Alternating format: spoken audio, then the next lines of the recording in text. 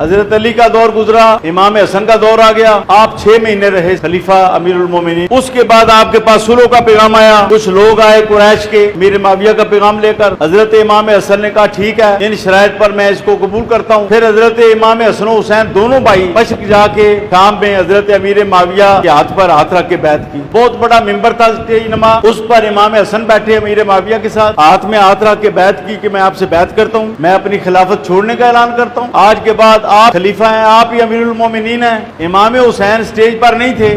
امیر معاویہ نے کہا اے امام حسن آپ تو بیعت کر رہے ہیں، امام حسین کو بھی کہیں۔ نیچے سے حضرت امام حسین نے آواز دی کہ جو فیصلہ میرے بڑے بھائی کا ہے میرا بھی وہی فیصلہ ہے۔ یہ سب باتیں شیعہ کتب میں بھی موجود ہیں۔ آج کس منہ سے لوگ گالیاں دیتے ہیں امیر معاویہ کو؟ امام حسین 20 سال تک امیر المومنین کہتے رہے، 20 سال تک ایک بار اختلاف نہیں کیا، 40 ہجری سے لے کر 60 ہجری تک۔ امام حسن 49 میں شہید ہوئے زہر کی وجہ سے، وہ بھی 9 سال امیر المومنین کہتے رہے۔ 20 سال تک روئے زمین کے مسلمان جن میں صحابہ ہیں، صحابہ کی اولادیں ہیں، سب کا اجماع قائم رہا۔ اجماع تو آج کل کے مولویوں کا ہو جائے تو وہ حجت بن جاتا ہے، تو جس بات پر صحابہ اہل بیت کا اجماع قائم ہو چکا ہے اس سے اختلاف کی کیسے گنجائش ہو سکتی ہے؟ اب یہ بالکل فرق سمجھنا پڑے گا کہ امیر معاویہ کو حضرت امام حسن بھی عادل سمجھتے تھے، امام حسین بھی عادل سمجھتے تھے۔